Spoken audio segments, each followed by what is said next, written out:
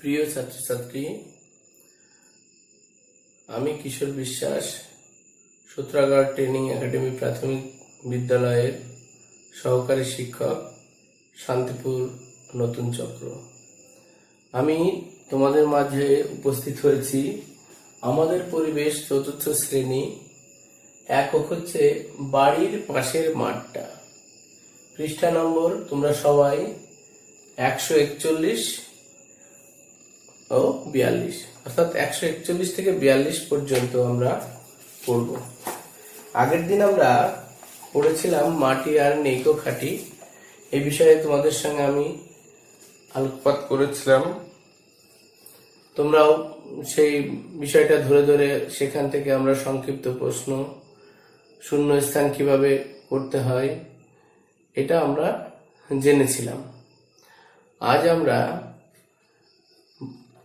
তারই পরবর্তী অংশ প্রথমে আমরা পড়ে নেব, তারপরে আমরা একে একে এইটাকে ব্যাখ্যা করব। ঠিক আগের দিনের ক্লাসের মতো আমরা এর মধ্যে থেকে সংক্ষিপ্ত প্রশ্ন, শূন্যস্থান কিভাবে বের করতে হয়, সেগুলো আমরা সবাই মিলে শিখব। কেমন?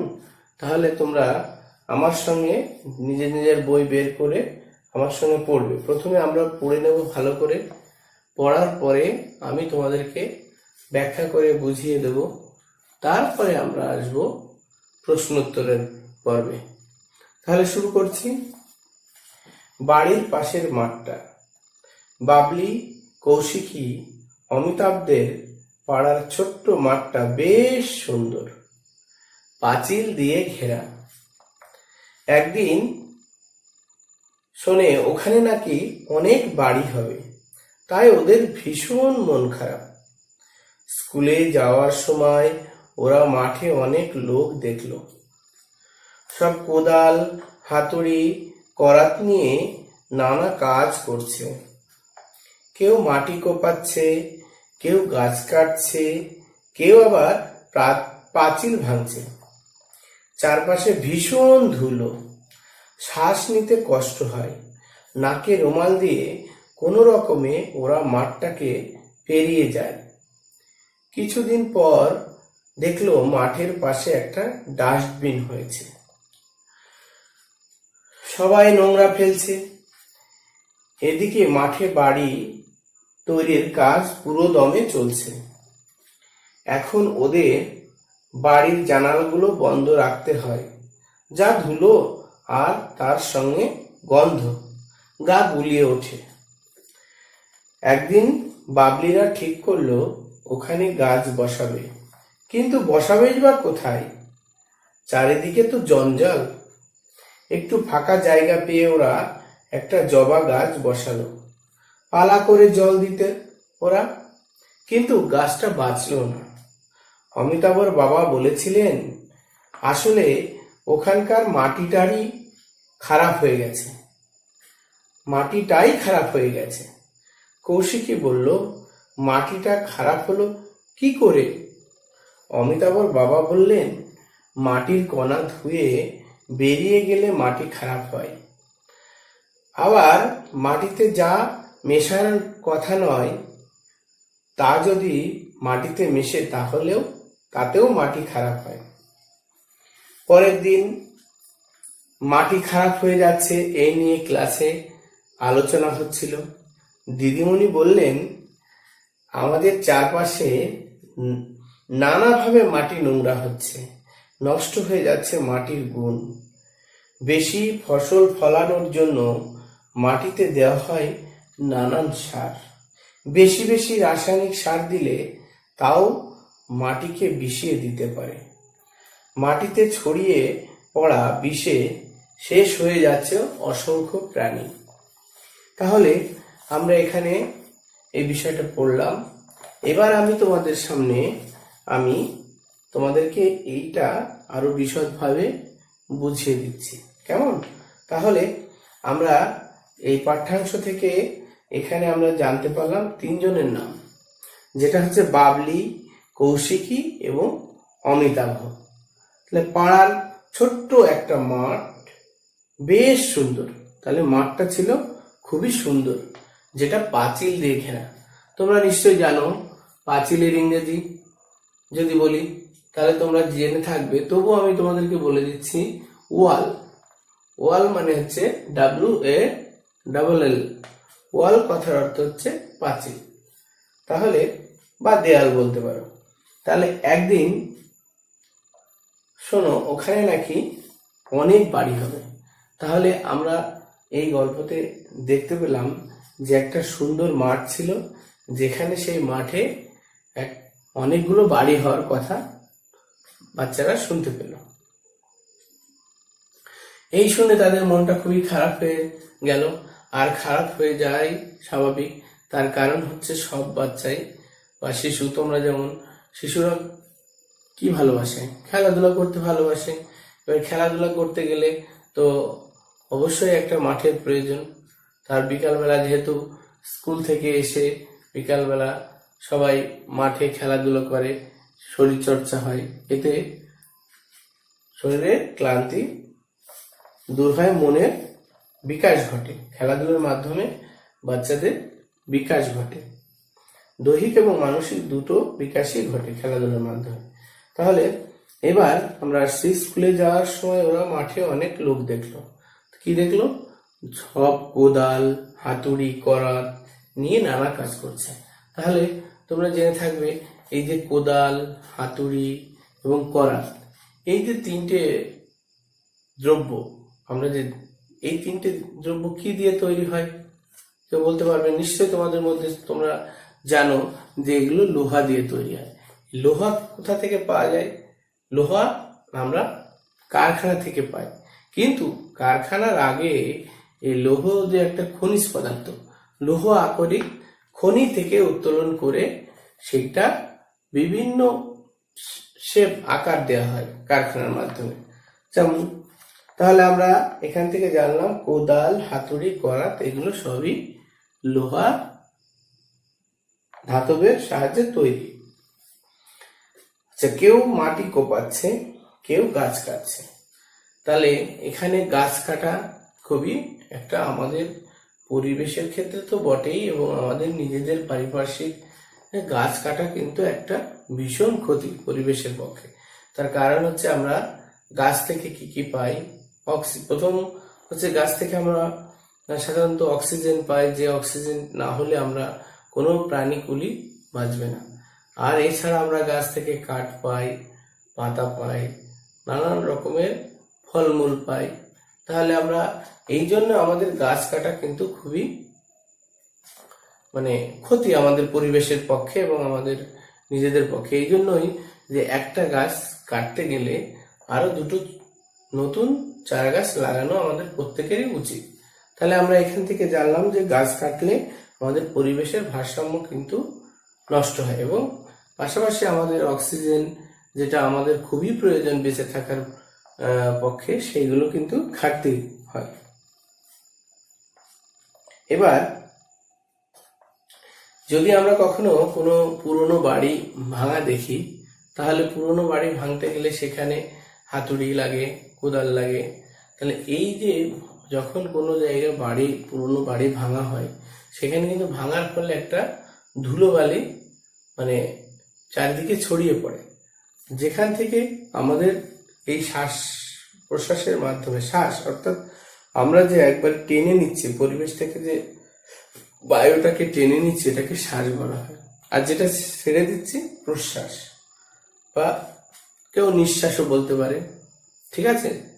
তাহলে এখানে আমরা যে ধুলোবালি আমাদের নাকে বা চোখে যদি যায়, তাহলে আমাদের শরীর খারাপ হতে পারে। সেই জন্য যে বাবলি, কৌশিকী, অমিতাভ, ওরা কিন্তু ওদের জানলাটা বন্ধ রেখেছিল। এবার আসছি আমরা যে এই জন্য আমরা দেখো, এখন বর্তমান যে আমাদের যে রোগটা সারা বিশ্বে দেখা দিয়েছে, সেই রোগটার ফলে আমরা কিন্তু সবসময় বাড়ির বাইরে গেলেই মাস্ক পরছি। এর কিন্তু এই রোগটা ছাড়াও অন্য সময় যদি আমরা মাস্ক পরি, তাহলে কিন্তু আখেরে আমাদের সবারই লাভ। তার কারণ হচ্ছে আমরা বাইরে যখন চলাফেরা করি, বিভিন্ন যানবাহনের ধোঁয়া বলতে পারো, তার রাস্তার ধুলো বালি বলতে পারো, সেগুলো আমাদের নাকে চোখে যত কম যাবে তত আমাদের শরীর ভালো থাকবে। তাহলে মাস্কের একটা কিন্তু ভালো সুফল রয়েছে পরার, যে যদি পরি তাহলে আমাদের ডিরেক্টলি মানে সরাসরি আমাদের নাকে বা মুখে কোনো ধুলোবালি ঢুকবে না। তাহলে এখান থেকে আমরা জানতে পারলাম যে যখনই কোনো পুরনো বা পাঁচিল ভাঙা হয় সেখান থেকে ধুলো ওড়ার সম্ভাবনাটা বেশি থাকে। কিছুদিন পর দেখলো মাঠের পাশে একটা ডাস্টবিন।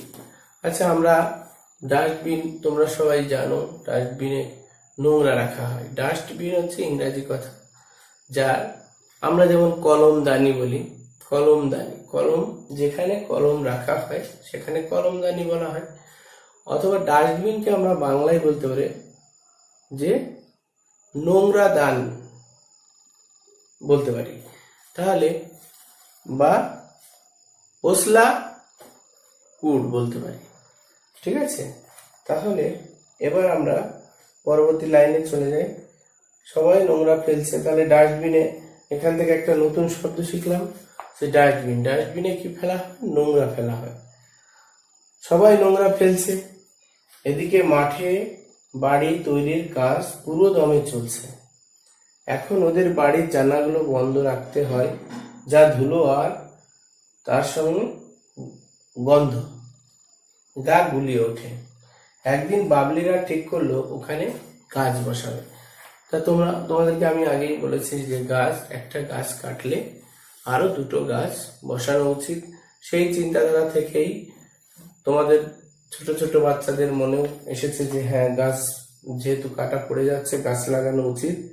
এই ধারণা থেকেই যে তারা একটা ফাঁকা জায়গা দেখে একটা জবা গাছ বসালো। জবা গাছে ফুল হয়, জবা ফুল, তোমরা দেখে থাকবে। আচ্ছা, এই প্রসঙ্গে বলি যে জবা ফুলের কি রং যদি তোমাকে কেউ প্রশ্ন করে, নিশ্চয়ই তোমরা দেখেছো। এবং এই ফুল কি পুজোয় সাধারণত প্রধানত লাগে? কালী পুজোতে জবা ফুল লাগে। এছাড়া জবা ফুলের রং কেমন? লাল। তাহলে আমরা এটা শিখে নিলাম যে যে সমস্ত ছাত্রছাত্রী এই জবা ফুল কি পূজায় লাগে জানো না, তারা জেনে নিলে। তাহলে এবার আসছি, তা গাছ লাগালেই তো হবে না, গাছ লাগালে তাকে যত্ন করতে হবে। যত্ন করতে গেলে কি করতে হবে? গাছের প্রথম চাহিদা হচ্ছে উর্বর মাটি দরকার এবং পাশাপাশি জল, যেটা সমগ্র উদ্ভিদকুল বলো প্রাণীকুল জল ছাড়া বাঁচতে পারে না। এই জন্য জলের অপর নাম হচ্ছে জীবন। কারণ জল একমাত্র পদার্থ যেটা না হলে কোনো উদ্ভিদকুল বলো প্রাণীকুল কেউই বাঁচবে না। তাহলে জলও দিত ওরা, কিন্তু গাছটা বাঁচলো না। কেন বাঁচলো না? আমরা এই যে পূর্বের দিনে দেখেছি মাটি আর নেকো খাটি, আমরা বলছিলাম যে একটা সংশয়ের মধ্যে দিয়ে আমরা যাচ্ছি এই শিরোনামটার মধ্যে দিয়ে। তাহলে দেখা যাচ্ছে যে এত যত্ন করার পরেও আমাদের এই গাছটা বাঁচলো না। তার কারণ আমরা জেনে নিই যে অমিতাভর বাবা বললেন মাটির কণা জলে ধুয়ে বেরিয়ে গেলে মাটি খারাপ হয়। তাহলে মাটি যখন খারাপ হয়ে গেছে সেই কারণে কিন্তু আমাদের এই জবা গাছটা বাঁচলো না। আবার মাটিতে যা মেশার কথা নয় তা যদি মাটিতে মেশে তাহলেও মাটি খারাপ হয়। তাহলে মাটিতে মেশার কথা নয়, যেমন ধরো অত্যাধিক রাসায়নিক যে সার, এটা হতে পারে। তারপর মাটিতে যে নোংরা আবর্জনা সেগুলো বেশি মিশলে ক্ষতি হতে পারে। হ্যাঁ, তাহলে এই জিনিসগুলো থেকে মাটিকে রক্ষা করতে হবে। এইবার দেখো যে এখানে একটা বিষয় আমরা যদি লক্ষ্য করি যে অমিতাভর বাবা যে কথাটা আগের দিন বললেন, আমরা ক্লাসে গিয়ে পরের দিন দিদিমণির মুখে কিন্তু আরো কিছু নতুন নতুন জিনিস জানতে পারলাম। সেগুলো কি, দিদিমণি কি বললেন যে আমরা আগের দিন যে জিনিসটা শুনছিলাম সেই জিনিসটাই কিন্তু পরের দিন ক্লাসে আলোচনা হচ্ছিল। তো দিদিমণি বললেন আমাদের চারপাশে নানাভাবে মাটি নোংরা হচ্ছে। নানা ভাবের মধ্যে কি কি হতে পারে? একটা নষ্ট হয়ে যাচ্ছে মাটির গুণ। তাহলে প্রত্যেকটা জিনিসেরই একটা গুণ থাকে। তো মাটিরও তদ্রূপ কিছু গুণ আছে। সেই গুণগুলো যখনই নষ্ট হয়ে যায় বা হারিয়ে যায়, তখন কিন্তু সেই মাটিতে আর ভালো ফসল হয় না। যা আমরা দেখেছি যে আমাদের জবা গাছটা যেহেতু মারা গেল, তাহলে আমরা এতেই আমরা বুঝতে পারছি যে মাটিতে কোনো দোষ ত্রুটি হয়েছিল বলেই জবা গাছটা আমরা জল দেওয়ার সত্ত্বেও বাঁচাতে পারলাম না। এবার বেশি ফসল ফলানোর জন্য মাটিতে কি হয়, দেওয়া হয় নানান রকম সার। আমরা বলেছি যে আমরা দেখেছি যে যদি এমন হয়, ধরো আমার শরীর খারাপ হয়েছে, তাহলে ডাক্তারবাবুর কাছে গেলে ডাক্তারবাবু কি করেন, ওষুধ দেন। তাহলে ওষুধ আমাকে এক পাতা ওষুধ ধরো দিয়েছে, বলেছে আপনি প্রতিদিন সকালে আর সন্ধ্যায় খাবার পরে খাবেন। তাহলে আমি কি করলাম, বাড়িতে এসে যদি গোটা ওষুধটা আমি একবারে খেয়ে নিই, এতে কি হতে পারে, আমার পার্শ্ব প্রতিক্রিয়া মানে বেশি মানে বেশি খাওয়ার ফলে আমার শরীর খারাপ হতে পারে, তাহলে হিতে বিপরীত হতে পারে। তো তদ্রূপ যে কোনো জিনিসের একটা মাপ আছে। তদ্রূপ ভাবে আমাদের যে ফসল যখন ফলানো হয়, সেই ফসল অত্যাধিক ফসলের লোভে যদি আমরা অতিরিক্ত সার প্রয়োগ করি, রাসায়নিক সার, তাতে কিন্তু আমাদের মাটির গুণ নষ্ট হয়ে যায়। সেই গুণ নষ্ট হলে কি হবে, মাটি বিষাক্ত হয়ে যাবে। বেশি বেশি সেটাই হয়ে গেল। এবার মাটিতে ছড়িয়ে পড়া বিষে শেষ হয়ে যাচ্ছে অসংখ্য প্রাণী। আচ্ছা, এবার তোমাদের প্রশ্ন হতে পারে যে স্যার, মাটিতে বিষ মিশে কি করে প্রাণী মারা যাচ্ছে? তাহলে তোমরা জেনে থাকবে যে তোমরা বর্ষাকালে যদি লক্ষ্য করে থাকো যে মাটিতে দেখবে কেঁচো একটা প্রাণী, ঠিক আছে, কেঁচো, তারপরে এই ধরনের অনেক। এবার আমাদের পড়া হয়ে গেল। এবার আমরা এখান থেকে শূন্যস্থান পূরণ এবং কিভাবে সংক্ষিপ্ত প্রশ্নের আমরা তৈরি করব এবং তার উত্তর দেব। তাহলে তোমরা বোর্ডের দিকে লক্ষ্য করো। এবার আমি তোমাদেরকে একটু বোর্ড ওয়ার্ক করিয়ে দেখাই, কেমন? আমি পূর্ব থেকেই যেটা লিখে রেখেছি যে চারপাশে ভীষণ ধুলো ড্যাশ মানে ড্যাশ নিতে কষ্ট হয়, তাহলে এটা শূন্যস্থান পূরণ। তাহলে তোমরা সহজেই বলতে পারবে। তাহলে তোমরা বলো একে একে আমার সঙ্গে যে কি নিতে কষ্ট হয়, শ্বাস নিতে। তাহলে আমরা এখানে শূন্যস্থানটা লিখে দিলাম যে চারপাশে ভীষণ ধুলো, শ্বাস নিতে কষ্ট হয়। এবার আমরা দ্বিতীয় নম্বরে আসছি, খ, নষ্ট হয়ে যাচ্ছে মাটির ড্যাশ। তাহলে এখানে নষ্ট কি হয়ে যাচ্ছে, মাটির গুণ নষ্ট হয়ে যাচ্ছে। আমরা পড়েছি নষ্ট হয়ে যাচ্ছে মাটির গুণ। আমরা পরবর্তীটায় আসছি, আসলে ওখানকার ড্যাশ খারাপ হয়ে গেছে। তাহলে আমরা দেখবে যখন পড়িয়েছিলাম ওখানে আমাদের আছে আসলে ওখানকার মাটিটাই খারাপ হয়ে গেছে। তাহলে কি লিখব, মাটি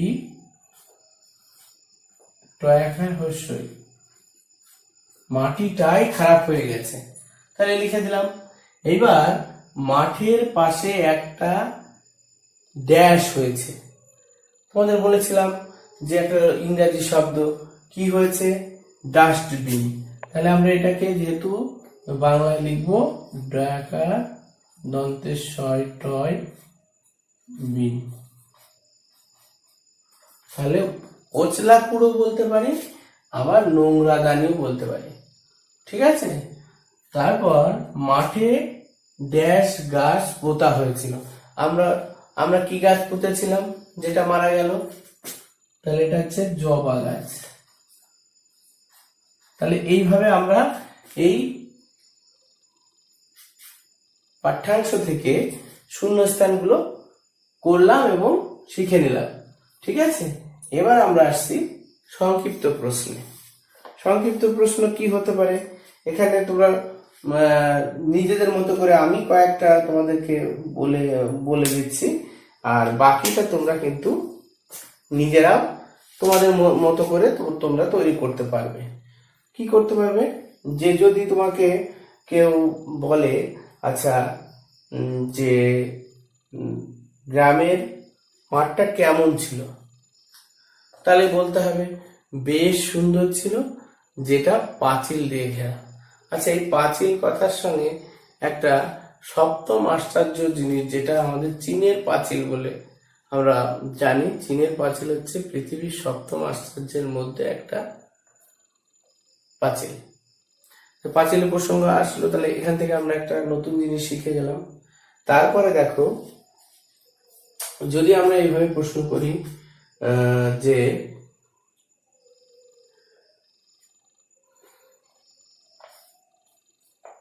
স্কুলে যাওয়ার সময় ওরা মাঠে কি দেখলো বা কাদের দেখতে পেল, তাহলে স্কুলে যাওয়ার সময় দেখলো মাঠে অনেক লোক দেখতে পেল।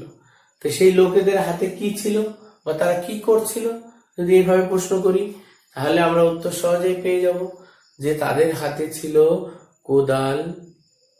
তারপর কি ছিল?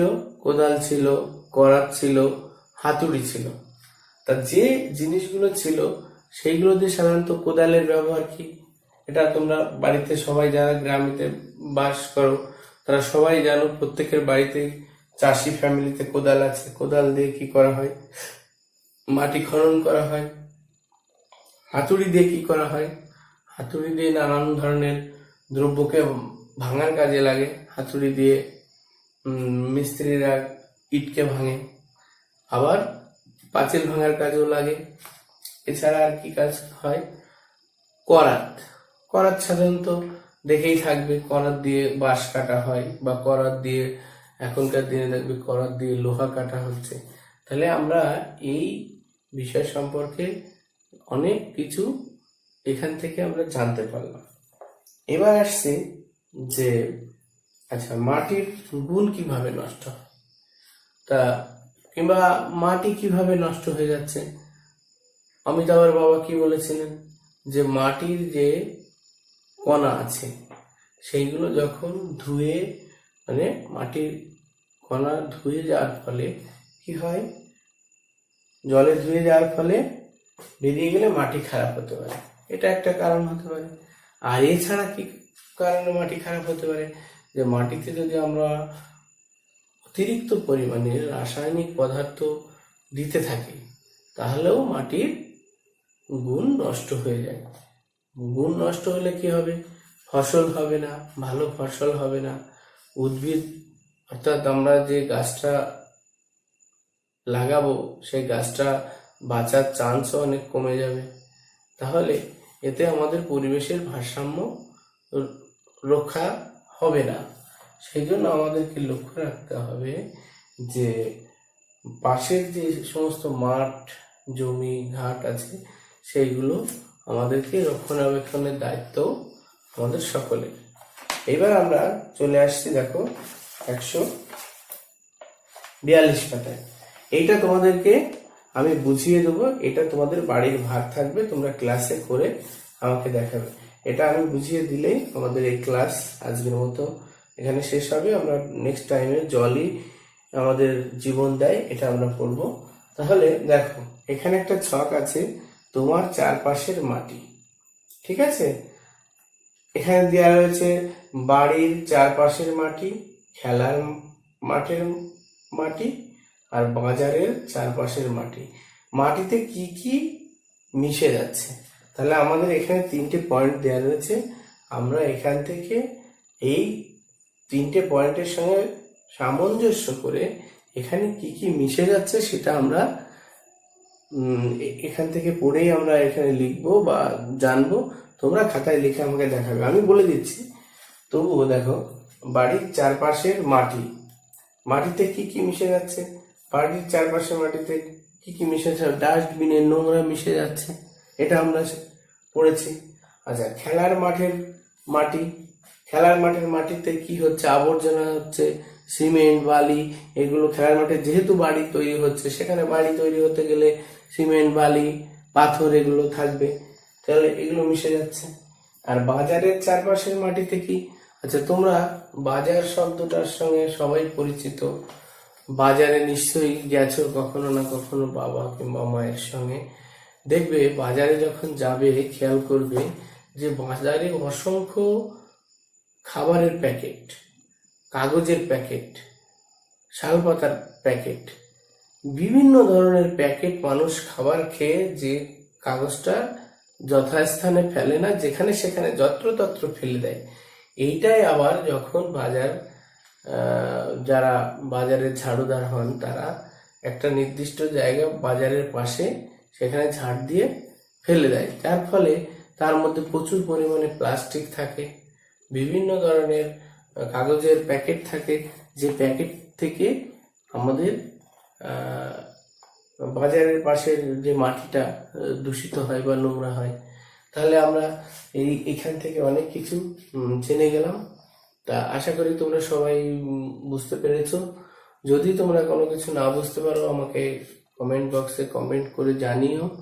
আর আমার এই ক্লাসটা কেমন লাগলো আশা করি তোমরা সবাই আমাকে জানিয়ে দেবে, ঠিক আছে? তাহলে আবার নেক্সট ক্লাসে দেখা হবে। তাহলে সমস্ত প্রিয় ছাত্রছাত্রীদেরকে বাড়িতে থাকার নির্দেশ দিয়ে এবং যে ঘন ঘন সাবান দিয়ে হাত ধোবে, বাইরে বেরোলে অবশ্যই মাস্ক পরবে, আর নিয়মিত বাড়িতে ক্লাস করবে, পড়াশোনা করবে। কারণ পড়াশোনার কোনো বিকল্প নেই। জীবনে কিছু পেতে গেলে শিক্ষাই একমাত্র মাধ্যম যা তোমাকে সঠিক দিশা দেখাবে, ঠিক আছে? তাহলে আজ এই পর্যন্ত।